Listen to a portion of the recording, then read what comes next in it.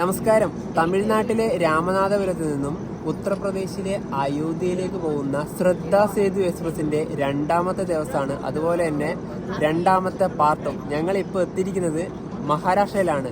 Nagpur junction railway സ്റ്റേഷനിലേക്ക് ഇനി ഒരു കിലോമീറ്ററും കൂടി ഉണ്ട്. ഇവിടെ ഔട്ടറിൽ വന്ന് നിർത്തിയിരിക്കുകയാണ്. ഇവിടെ എത്തേണ്ടത് നാഗ്പൂർ എത്തേണ്ടത് രാവിലെ 6:50 സമയം 6:50 ഒരു സിഗ്നൽ കിട്ടിയതുകൊണ്ടാണ് ഇവിടെ നിർത്തിയത്. വണ്ടി ഒരു ഡിലേ ഇല്ല എന്ന് പറയാം. പ്രതീക്ഷിച്ച പോലെ കഴിഞ്ഞ ദിവസം വീഡിയോ വൈൻഡപ്പ് ചെയ്ത് വിജയവാഡ വെച്ചാണ്. ആ സമയത്ത് തന്നെ വണ്ടി നല്ല ഡിലേ ഇല്ലാതെ ഓൺ ടൈമിൽ തന്നെ ഓടിക്കൊണ്ടിരിക്കുന്നത്. എനിക്കൊന്നും വരും അയോധ്യ എത്തുമ്പോ വണ്ടി ഡിലേ ആവുക കാരണം ഈ വീഡിയോയിൽ എന്തായാലും കാണുമല്ലോ. കാരണം നോർത്ത് ഇന്ത്യ ഭാഗത്ത് ഈ പറഞ്ഞ നമ്മള് ഫോഗ് ഉണ്ടല്ലോ, അതാണ് മെയിൻ പ്രശ്നം. അത് ലേറ്റ് ആവാൻ ബാധിക്കും. പക്ഷെ കുഴപ്പമില്ലാന്ന് വിചാരിക്കാം. നമ്മളെ ഇന്നത്തെ ഒരു വീഡിയോ അയോധ്യ എത്തുന്നേരം ഇല്ല വീഡിയോ അത് കേട്ടോ. നമുക്ക് ഇനി ഒരു 1160 കിലോമീറ്റർ വരെ അയോധ്യയിലേക്ക് യാത്ര ചെയ്യാറുണ്ട്. നാളെ രാവിലെ ഒരു 4 മണി ആകുമ്പോഴേ എത്തുള്ളൂ. അതെ. ഇവിടുന്ന് ഇതാ വണ്ടി എടുത്ത് ഈ കാണുന്നത് നാഗ്പൂർ മെട്രോ ആണ്. അങ്ങ് അവിടെയാണ് മെട്രോ സ്റ്റേഷൻ ഉള്ളത്. സ്റ്റേഷനിൽ എത്തിക്കൊണ്ടിരിക്കുകയാണ്. രാവിലെ ആയതുകൊണ്ട് തന്നെ വണ്ടികളൊക്കെ കുറവാ. വണ്ടികളൊക്കെ തീരെ ഇല്ല. ബസ്സൊക്കെ ഉണ്ട് അവിടെ. ഇവിടെ ആയിരിക്കും പ്ലാറ്റ്ഫോം വരിക. നേരത്തെ അവിടെയൊക്കെ നിർത്തി ഡിലേ ആയി. ശരിക്കും പറഞ്ഞാൽ ഇവിടെ 6:50 എത്തേണ്ടത്. ഇപ്പോൾ 7:08. നാഗ്പൂർ ജംഗ്ഷൻ റെയിൽവേ സ്റ്റേഷനിലേക്ക് ഇതാ നമ്മുടെ ട്രെയിൻ എത്തിക്കൊണ്ടിരിക്കുകയാണ്. നാഗ്പൂർ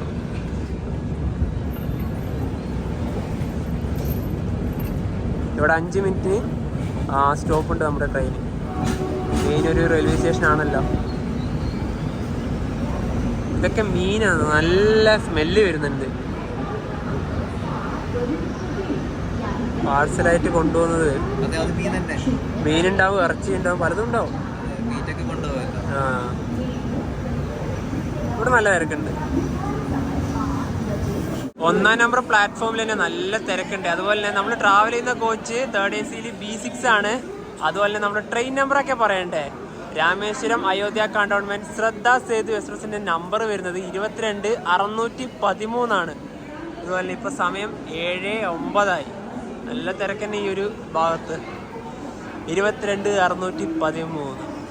ഇവിടുന്ന് ഇനിയിപ്പോൾ അടുത്തൊരു സ്റ്റോപ്പിലേക്ക് ഒരുപാട് കിലോമീറ്റർ പോകാനുണ്ട്. ഈ ഒരു ഭാഗത്ത് വലിയ ട്രെയിനുകളൊന്നുമില്ല. കാരണം ഇപ്പം 1-ാം നമ്പർ പ്ലാറ്റ്ഫോമിൻ്റെ ഇവിടെ മാത്രമേ റഷ് ഉള്ളൂ. അതുപോലെ തന്നെ ഈ ഒരു റെയിൽവേ സ്റ്റേഷന്റെ കോഡ് വരുന്നത് NGP എന്നാണ്. അതുപോലെ തന്നെ ശ്രദ്ധാ സേതു എക്സ്പ്രസിൽ രാമനാഥപുരം മുതൽ അയോധ്യ വരെ നമ്മൾ യാത്ര ചെയ്യേണ്ട 3rd AC-യിലാണ് യാത്ര ചെയ്യുന്നത്. അതിന് വന്ന ടിക്കറ്റ് ചാർജ് വന്നാൽ 2445 രൂപയാണ്.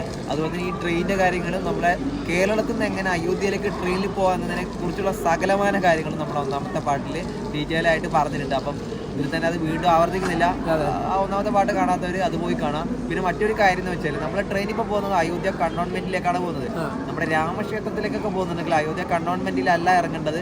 ഒരു 7 കിലോമീറ്റർ മുമ്പ് അയോധ്യ ധാം ജംഗ്ഷൻ എന്ന് പറഞ്ഞൊരു റെയിൽവേ സ്റ്റേഷനിൽ ഇറങ്ങേണ്ടത്. നമ്മൾ അവിടെയാണ് ഇറങ്ങുന്നത്.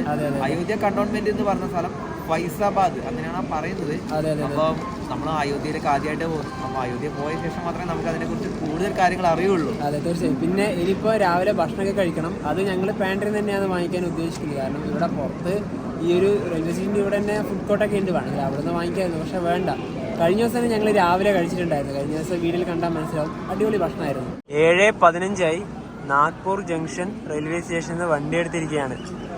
മഹാരാഷ്ട്രയിലെ ഈ ട്രെയിനിൻ്റെ അവസാന സ്റ്റോപ്പാണിത്. ഇനിയിപ്പോൾ അടുത്തത് മധ്യപ്രദേശിലാണ്. ഇത്താർസി 298 കിലോമീറ്റർ ഉണ്ട് അടുത്ത സ്റ്റോപ്പിലേക്ക്. ഒരു ദീർഘയാത്രയാണ്. അതുപോലെ തന്നെ ഇവിടെ വലിയൊരു ബ്രിഡ്ജ് ഉണ്ട്. കണ്ടതാ ഈ ഒരു നാഗ്പൂർ റെയിൽവേ സ്റ്റേഷനിൽ നിന്ന് കാണുന്ന ഒരു കാഴ്ചയാണിത്. നല്ല രസമില്ലേ?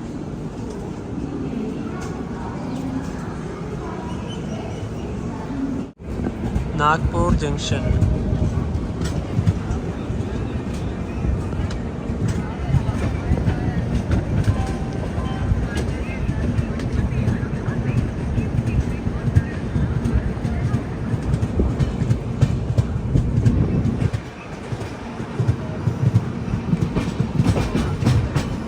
ഈ നാഗ്പൂരിലെ ഡയമണ്ട് ക്രോസിംഗ് ഉള്ളത് അവിടെയാണ്.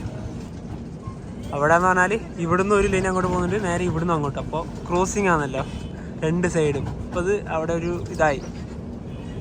ആ ഒരു ഭാഗം നല്ല രസം അത് കാണാൻ. ട്രെയിനൊക്കെ പോകുമ്പോൾ ശരിക്കും മനസ്സിലാവുന്നത്. നമ്മൾ അങ്ങോട്ടല്ല പോകുന്നത്, നമ്മൾ നേരെ ഇങ്ങോട്ടാണ് പോകുന്നത്.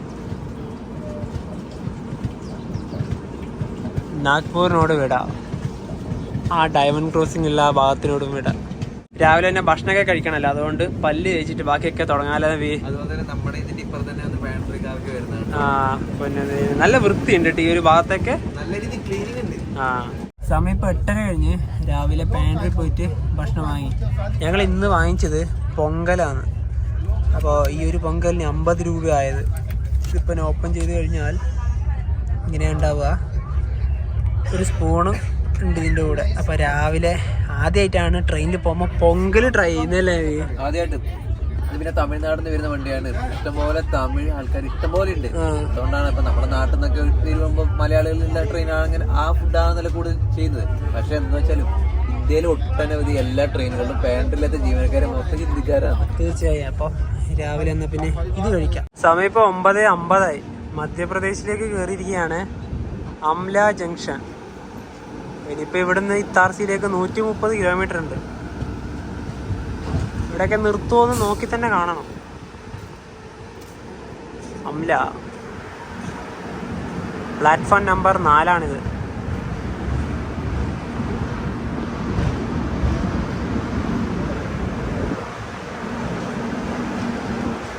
ട്രെയിൻ ഏതോ ഒരു സ്ഥലത്ത് ഇതാ നിർത്തിയിരിക്കുകയാണ്. സിഗ്നൽ കെട്ടി. അംല റെയിൽവേ സ്റ്റേഷൻ കഴിഞ്ഞതേ ഉള്ളൂ. ഇതൊക്കെ ഈ ട്രെയിനിൽ വന്നിറങ്ങിയവരാണ്. അതായത് ഈ ഒരു കച്ചവട സാധനങ്ങളൊക്കെ വിൽക്കാൻ വേണ്ടി വരുന്നവരായത്. കുറേ പേര് അതിലൂടെ നടന്നുപോയി. സ്ലീപ്പർ ഭാഗത്തുനിന്ന് അവർ കൂടുതൽ ഇറങ്ങി വന്നത്. കാരണം ഇതിലേക്കൂടെ ഈ ഒരു സാധനമൊക്കെ വിൽക്കാൻ വേണ്ടി വരുന്നുണ്ടായിരുന്നു. ഇവർ ട്രാക്കിലൂടെയാണ് നടക്കുന്നത്. വേണ്ട, ഒരിക്കലും നടക്കാൻ പാടില്ലാത്തതാണ് ഈ ട്രാക്ക് വഴി. എല്ലാം ഫൻസാണിതല്ലോ. നമ്മളെ വണ്ടീൻ്റെ ഹോണടിയാണ് കേൾക്കുന്നത്. അത് നമ്മളെ വണ്ടിയല്ല ഹോണടിച്ചത്. ഈ ഒരു ഡയറക്ഷനിലേക്ക് ഒരു വണ്ടി വരുന്നുണ്ട്. ഒരു എക്സ്പ്രസ് ആണ് വരുന്നത്. WP7 ആണ് ലോക്കോമോട്ടീവ്. അത് ഏത് വണ്ടിയാന്ന് നോക്കാൻ പറ്റില്ല, കാരണം റേഞ്ച് ഒന്നും കിട്ടുന്നില്ല.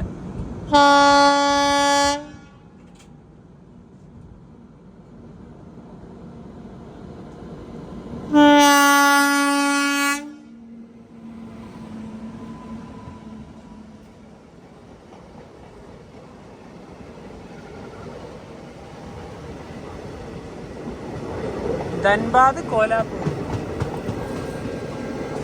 ഇത് ധൻബാദ് കോലാപൂർ.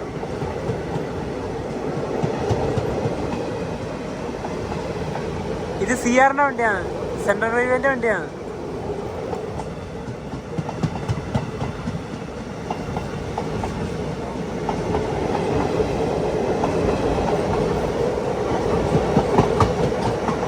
വണ്ടി മെല്ലെ വരുന്നത്. എന്തൊരു സ്മെല്ലി വണ്ടി പോകുമ്പോ. അത് പോയി.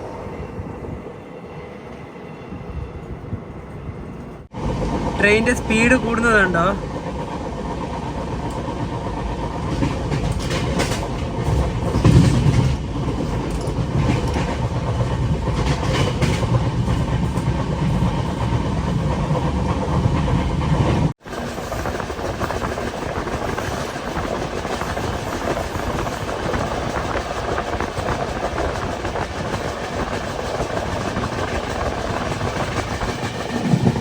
ഇതൊരു ഫോറസ്റ്റ് ആണ്. റേഞ്ച് ഒന്നും കിട്ടുന്നില്ല.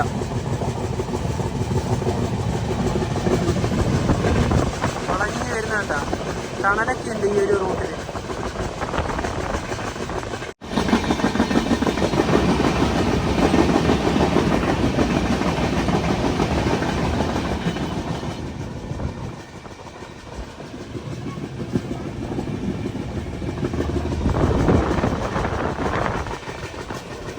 ഓപ്പോസിറ്റ് ട്രാക്ക് കണ്ടതാ, അതിലൂടെയാണ്.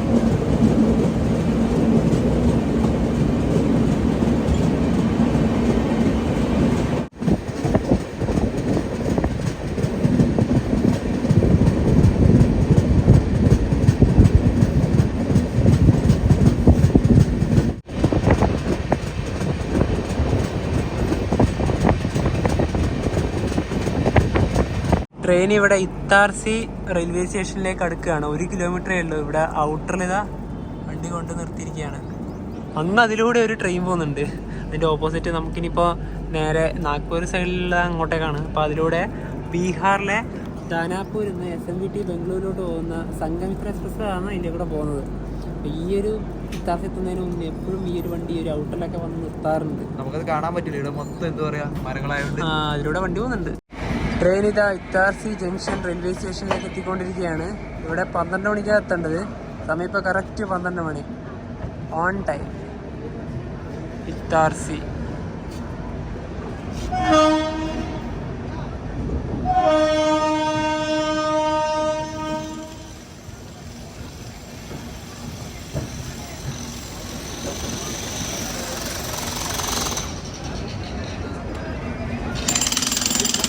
ഇത്താർസി ജംഗ്ഷൻ. ഇവിടെ ഇതേ നമ്മളെ വണ്ടി വന്ന് കിടക്കുന്നുണ്ട്. ഇവിടെ തമിഴിലാണ് നെയ്മൊക്കെ എഴുതിയിട്ടുള്ളത്. B5-ൻ്റെ ഇവിടെ എല്ലാം ലോക്കൽ ഫുഡ് ഉണ്ട് കേട്ടോ. അതായത് ഇഡ്ഡലി ആയാലും ബിരിയാണി, വെജ് ബിരിയാണിയൊക്കെ എല്ലാം പുറത്തിങ്ങനെ ഉണ്ടാവും. ഇത് കണ്ടോ, ഇവിടുന്ന് വാങ്ങിക്കാം.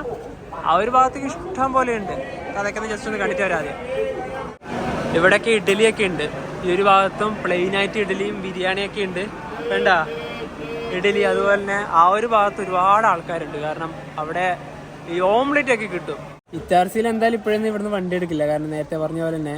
പിന്നെ ഇവിടെ 8 പ്ലാറ്റ്ഫോമുകളാണ് ടോട്ടലി ഉള്ളത്. അതായത് വലിയൊരു റെയിൽവേ സ്റ്റേഷൻ തന്നെയാണ് ഇറ്റാർസി വരുന്നത്. ഇവിടുന്ന് ഒരുപാട് റൂട്ടുകൾ പോകുന്നുണ്ട്.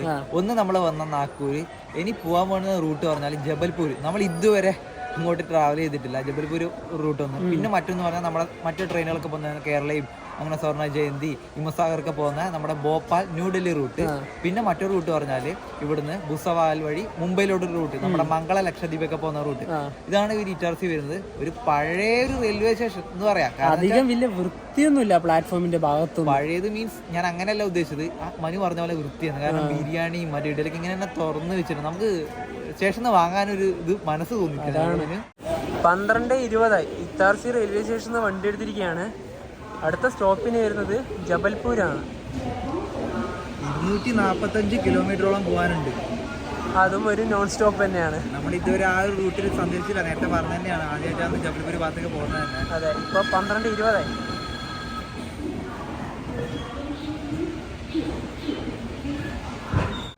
ഇത്താർസി 7-ാം നമ്പർ പ്ലാറ്റ്ഫോമിലാണ് നമ്മുടെ വണ്ടി വന്നത്. ഇവിടെ മൊത്തം വേസ്റ്റ് ആണെന്നുണ്ട്. ഇതാ ഇപ്പൊ ഇത്താർസിനോടും വിടാം. ഒന്ന് അതിലൂടെ ഒരു ഫയർഫോഴ്സ് പോകുന്നുണ്ട്. അതാ ഇറ്റാർസി വലിയ റെയിൽവേ സ്റ്റേഷൻ ആണെന്ന് മനു. ഇവിടെ നമ്മൾ പുറത്ത് ഓരോ കടകളിൽ വെച്ചിരിക്കുന്ന ഭക്ഷണം കാണുമ്പോൾ വാങ്ങാൻ പോലും തോന്നില്ല അല്ലേ. ഹൈജീൻ ഒട്ടുമില്ല. കാരണം ബിരിയാണിയൊക്കെ വെച്ചിട്ടുണ്ട്, ഈ നമ്മുടെ എഗ് ബിരിയാണിയൊക്കെ ഉണ്ടല്ലോ, ഇങ്ങനെ തുറന്ന് ഇങ്ങനെ ഓപ്പൺ ആയിട്ട് തന്നെ വെച്ചിട്ടുണ്ട്. വാങ്ങാൻ പോലും പറ്റുന്നില്ല. അതെ അതെ അതെ.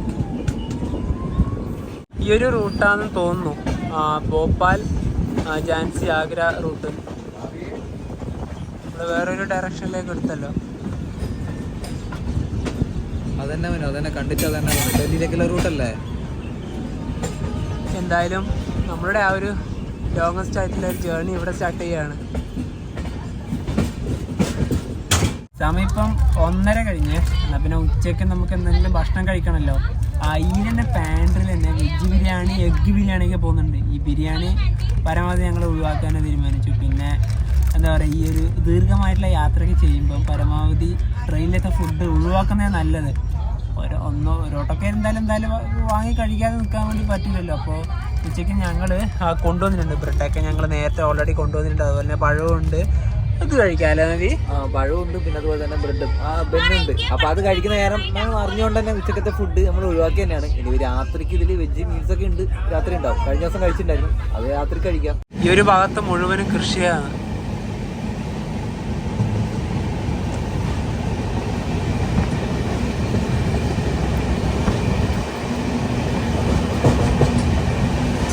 ഇനി ഒരു 80 കിലോമീറ്ററിൻ്റെ അടുത്ത് ദൂരമുണ്ട് ജബൽപൂരിലേക്ക്.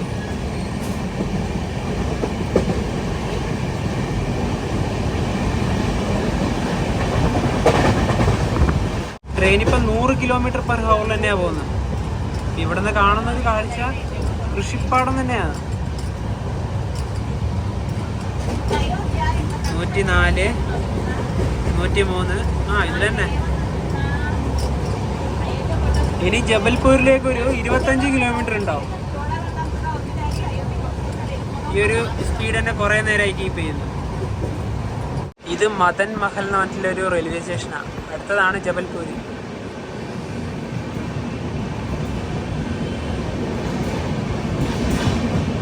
മദൻ മഹൽ.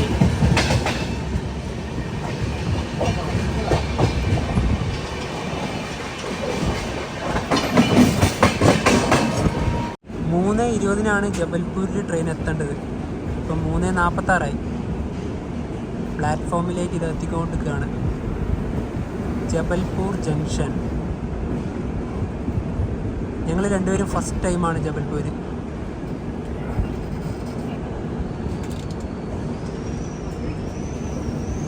വലിയ നെയിം ബോർഡ് തന്നെ ഉണ്ട് ഇവിടെ. ഇവിടെയുണ്ട്.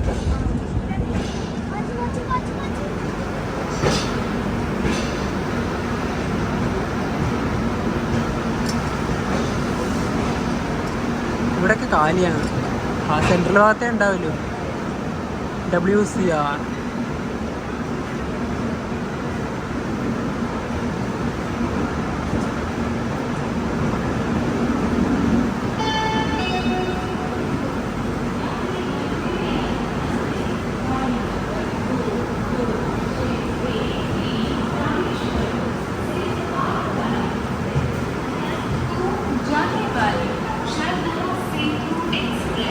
ജബൽപൂർ. ഇവിടെ 10 മിനിറ്റ് ഉണ്ട് നമ്മുടെ ട്രെയിൻ ഹോൾട്ട്. നമ്മുടെ ആ ഒരു V6-ൻ്റെ അവിടെ നിന്നൊക്കെ ഒരുപാട് ആൾക്കാർ കയറാനൊക്കെ ഉണ്ട്. അയോധ്യയിലേക്ക് തന്നെയാണ്. അതുപോലെ തന്നെ ഈ ഒരു ഭാഗത്തുണ്ട് ഇതാ ബുക്ക് സ്റ്റാളൊക്കെ ഉണ്ട് കേട്ടോ. ഇവിടെ ഇതാ നമ്മുടെ ട്രെയിനിൻ്റെ അനൗൺസ്മെൻ്റ് ആണ് കേൾക്കുന്നത്.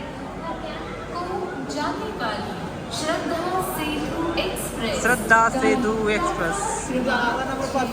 6-ാം നമ്പർ പ്ലാറ്റ്ഫോമിലാണ് വണ്ടി വന്നത്. ജബൽപൂർ ജംഗ്ഷൻ റെയിൽവേ സ്റ്റേഷനിൽ ടോട്ടലി 6 പ്ലാറ്റ്ഫോമുകളാണ് ഉള്ളത്. അതുപോലെ തന്നെ വെസ്റ്റ് സെൻട്രൽ റെയിൽവേ സോണിൻ്റെ കീഴിലാണ് ഈ ഒരു ഭാഗമൊക്കെ വരുന്നത്. അതുപോലെ തന്നെ ഈ ഒരു വെസ്റ്റ് സെൻട്രൽ റെയിൽവേ സോണിൻ്റെ ഹെഡ് ക്വാർട്ടേഴ്സ് വരുന്നത് ജബൽപൂരിൽ തന്നെയാണ്. ഈ മധ്യപ്രദേശിൻ്റെ ഭൂരിഭാഗം പ്രദേശങ്ങളും അതുപോലെ തന്നെ ഉത്തർപ്രദേശിൻ്റെ കുറച്ച് സ്ഥലങ്ങളും രാജസ്ഥാൻ്റെ കുറച്ച് സ്ഥലങ്ങളും ഉൾപ്പെട്ട ഒരു സോണാണ് WCR. അതുപോലെ തന്നെ ഇനി നമ്മുടെ ജബൽപൂരിനെ കുറിച്ച് പറയുകയാണെങ്കിൽ മധ്യപ്രദേശിലത്തെ 3ാമത്തെ വലിയ നഗരമാണ് ജബൽപൂർ. ഭോപ്പാലിനും ഇൻഡോറിന് ശേഷം.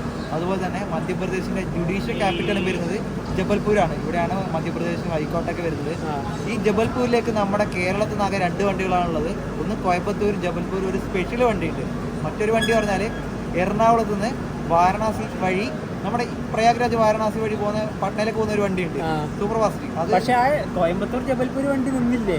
അതിനെ കുറിച്ച് ഒരു അറിവില്ല. കാരണം എന്താ പറയുക, സ്പെഷ്യൽ ആയതുകൊണ്ട് നമുക്ക് അതിനെ കുറിച്ച് അറിയില്ല. എപ്പോഴും നിൽക്കുന്ന പോലും അറിയില്ല. മറ്റേ വണ്ടി ഉണ്ട്, നേരത്തെ പറഞ്ഞ പട്ന വണ്ടി, അത് ജബൽപൂർ വഴിയാണ് പോകുന്നത്. ഈ 2 വണ്ടികൾ മാത്രമാണുള്ളത് കേരളത്തിൽ നിന്ന്.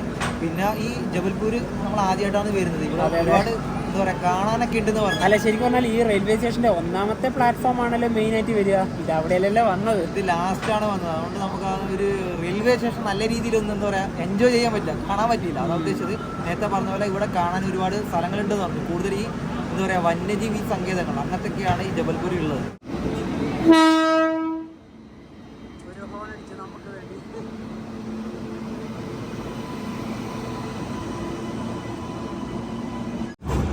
ഈ ട്രെയിൻ പോകുന്നത് മുംബൈയിൽ നിന്ന് വാരണാസിയിലേക്കാണ്.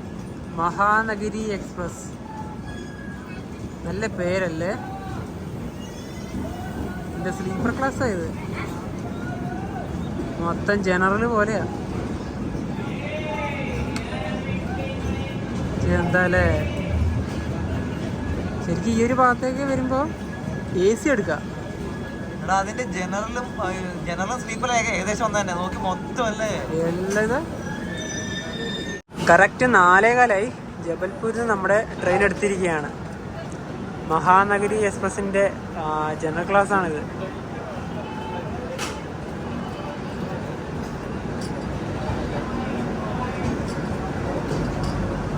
ചെറിയൊരു കർവുണ്ട് സ്റ്റേഷൻ്റെ ഇവിടെയൊക്കെ.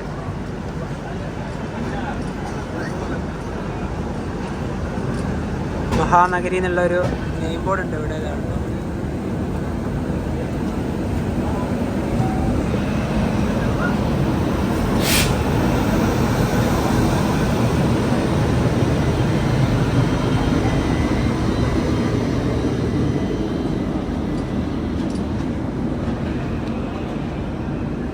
ജബൽപൂർ റെയിൽവേ സ്റ്റേഷനോട് വിട. അടുത്തതിന് സത്ന ജംഗ്ഷനാണ്. 189 കിലോമീറ്റർ ഉണ്ട് ദൂരം.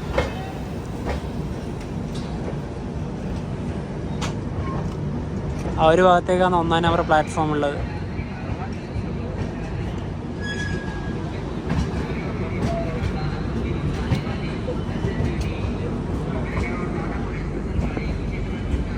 ഒരുപാട് ട്രെയിനുകളുണ്ട് കേട്ടോ ആ ഒരു ഭാഗത്ത്.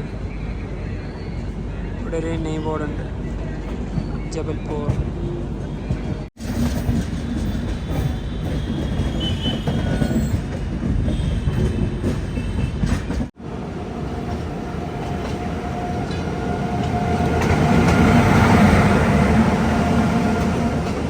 വൽസാദ് മുസാഫർപൂർ.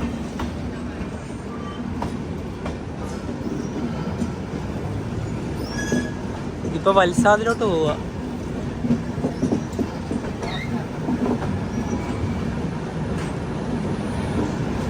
ബീഹാറിന്ന് വരുന്ന വണ്ടിയാണ്. ഇതിന്റെ സ്ലീപ്പറും ശോകം തന്നെയാണ്.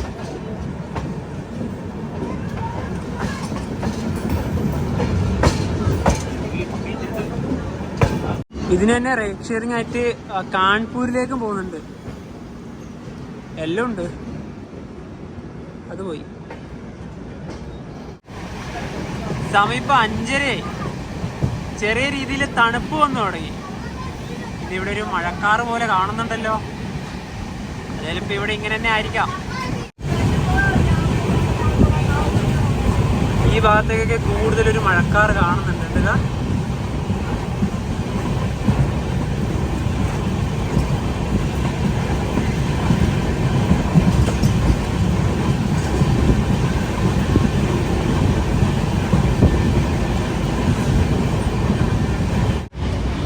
ട്രെയിൻ ഇപ്പം പോകുന്ന സ്പീഡ് 110 തന്നെയാണ്.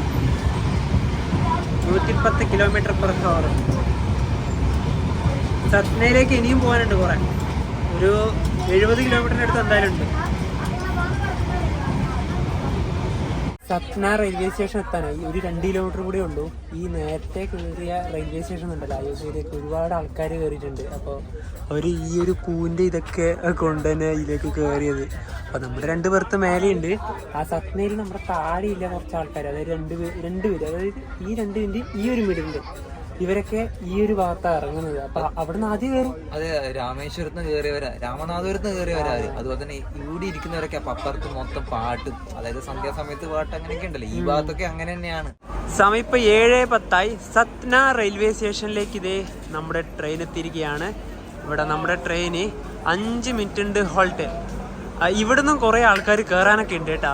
നേരത്തെ പറഞ്ഞ പോലെ തന്നെ ഞങ്ങളുടെ ഒരു കോ പാസഞ്ചർ ഒരു 3 ആൾക്കാർ രാമനാഥപുരത്ത് തന്നെ കയറിയിട്ട് ഇവിടെ സത്നയിൽ ഇറങ്ങി. അതുപോലെ തന്നെ അയോധ്യയിലേക്കും ഒരുപാട് ആൾക്കാർ കയറിയിട്ടുണ്ട്. അത് വേറെ കാര്യം. പിന്നെ കുറെ തമിഴന്മാർ, അതായത് നമ്മുടെ ചെന്നൈയിൽ നിന്ന് കയറിയിട്ടുണ്ട്. അവർ പ്രയാഗ്രാജിലേക്കാണ് കുറെ ആൾക്കാർ കയറിയിട്ടുള്ളത്. അവരോട് നമ്മൾ കാര്യങ്ങളൊക്കെ ചോദിച്ചപ്പോൾ പറഞ്ഞു പ്രയാഗ്രാജ് പോയിട്ടാണ് അവർ അയോധ്യയിലേക്ക് പോകുന്നത്. അതുപോലെ തന്നെ നോർത്ത് ഇന്ത്യയിൽ മനു പറഞ്ഞ പോലെ നോർത്ത് ഇന്ത്യയിൽ നിന്ന് ഒരുപാട് ആൾക്കാർ രാമേശ്വരത്തേക്ക് തീർത്ഥാടനത്തിന് വന്നവരുണ്ട്. ഈ ട്രെയിൻ ആശ്രയിക്കുന്നുണ്ട്.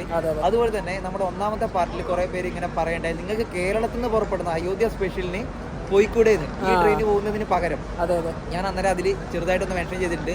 അത് ആസ സ്പെഷ്യലാണ്. അത് ഏത് സമയത്തും വേണമെങ്കിൽ നമുക്ക് വിശ്വസിച്ച് പോകാൻ ചെറിയ ബുദ്ധിമുട്ടുണ്ട്, കാരണം ക്യാൻസൽ ചെയ്തേക്കാണ്. അത് എനിക്ക് ഞാൻ അന്നേരം എൻ്റെ ഫോണിൽ എടുത്തു വെച്ച ഒരു ന്യൂസ് റിപ്പോർട്ട് ഉണ്ട്, അതെനിക്ക് അതിൽ മെൻഷൻ ചെയ്യാൻ വിട്ടുപോയി. വേറൊന്നുമല്ല, അത് ക്യാൻസൽ ആക്കിയതാ. പാലക്കാട് അയോധ്യ സ്പെഷ്യൽ ട്രെയിൻ റദ്ദാക്കി. അതായത് നമ്മുടെ ഫെബ്രുവരി 1st വീക്കിൽ പുറപ്പെടുന്ന ട്രെയിനാണ്. അതെനിക്ക് പറയാൻ വിട്ടുപോയതാണ്. അതുകൊണ്ടാണ് ഞങ്ങൾ എന്താ പറയുക ആ ഒരു യാത്രക്ക് മുതിരാതിരുന്നത്. ശ്രദ്ധാ സേതു തന്നെ യാത്ര ആകാമെന്ന് കരുതിയത്. സത്നേന്ന് വണ്ടി എടുത്തിരിക്കുകയാണ്. മധ്യപ്രദേശിലെ ഈ ട്രെയിനിൻ്റെ അവസാന സ്റ്റോപ്പാണിത്. ഇനിയിപ്പോൾ അടുത്തത് പ്രയാഗ്രാജ്. 177 കിലോമീറ്റർ പോകാനുണ്ട് പ്രയാഗ്രാജിലേക്ക്. അത് ഉത്തർപ്രദേശാണ്. ഇപ്പോഴും എത്തൂല, കുറേ ടൈം എടുക്കും. 10 മണി കഴിയും എന്തായാലും എത്തുമ്പോൾ. പിന്നെ വേറൊരു കാര്യം, ഇവിടെ മുതൽ തണുപ്പ് തുടങ്ങി കേട്ടാ. ഇപ്പം ജാക്കറ്റൊക്കെ എടുത്തിടേണ്ടി വരും. സത്ന, അവിടെയാണ് ഇന്ത്യൻ ഫ്ലാഗ് കേട്ടാ. രാത്രി കഴിക്കേണ്ട ആ ഫുഡ് പാൻട്രി പോയിട്ട് വാങ്ങി ഞങ്ങൾ.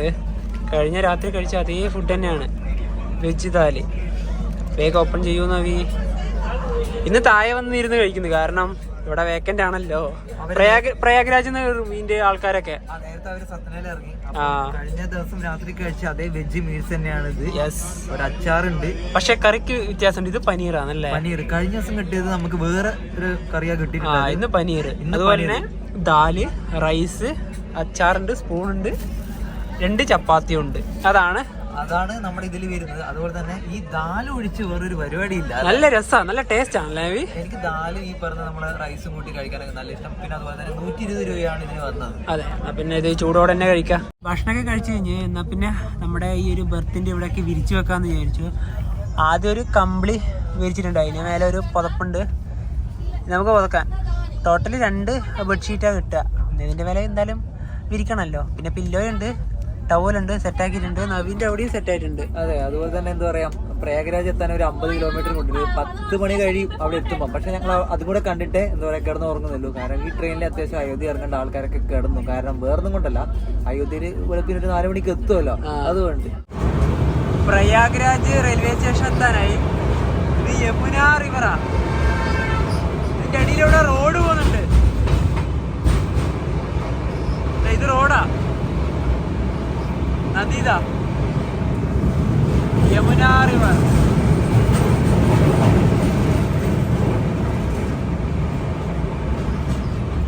റോഡ് കം റെയിൽ ബ്രിഡ്ജ് ആയത്.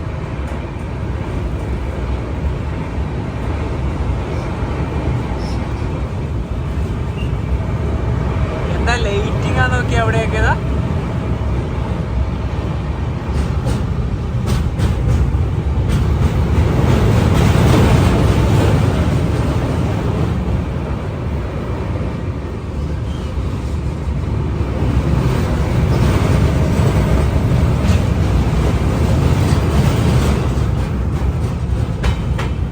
ഉത്തർപ്രദേശിലെ പ്രധാനപ്പെട്ട റെയിൽവേ സ്റ്റേഷനുകളിൽ ഒന്നായ പ്രയാഗ്രാജ് ജംഗ്ഷൻ റെയിൽവേ സ്റ്റേഷനിലേക്ക് ഇതാ ട്രെയിൻ എത്തിക്കൊണ്ടിരിക്കുകയാണ്. ഇവിടെ 10:10 ട്രെയിൻ എത്തേണ്ടത്. ഇപ്പോൾ 10:30, 20 മിനിറ്റ് ഡിലേ.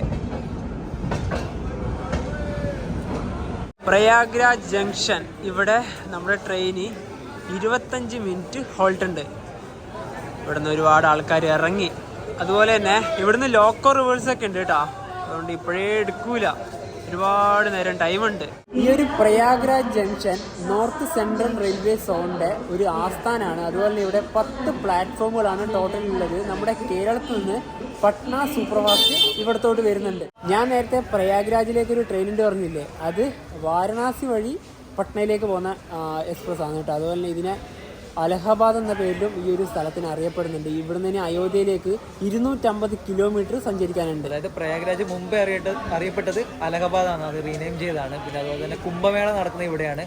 സംഘം എന്ന് പറഞ്ഞൊരു സ്ഥലമുണ്ട്, അതായത് ഒരുപാട് തീർത്ഥാടകരും ടൂറിസ്റ്റുകളൊക്കെ വരുന്ന ഒരു സ്ഥലമാണ് അത്. അതായത് നമ്മുടെ ഗംഗ, യമുന, സരസ്വതി എന്നീ നദികളുടെ ഒരു സംഗമം നടക്കുന്ന ഒരു സ്ഥലമാണ് പ്രയാഗ്രാജ് എന്ന് പറയുന്നത്. അതാണ് പറഞ്ഞ ഈ പ്രയാഗ്രാജിന്റെ മെയിൻ ഒരു സവിശേഷത.